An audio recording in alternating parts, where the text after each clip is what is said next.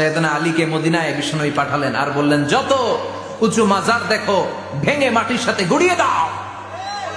সবার উপরে মানুষ সত্য, তাহার উপরে নাই।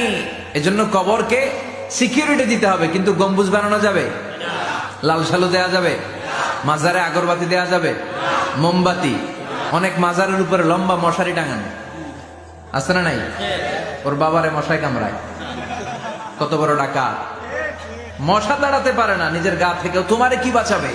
তিনি বললেন, আল্লাহ ঘোষণা দেন, ফাইন যাকারানি ফি নাফসি যাকারতুহু ফি নাফসি।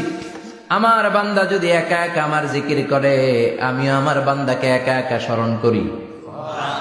ওয়া ইন যাকারানি ফি মালাইন যাকারতুহু ফি মালাইন খায়রিম মিনহু। আর মহা সম্মেলনে যদি বান্দা আমারে স্মরণ করে, আমি এর চাইতো শ্রেষ্ঠ মহা সম্মেলন ফেরেশতাদেরকে নিয়ে আমার বান্দাকে স্মরণ করি।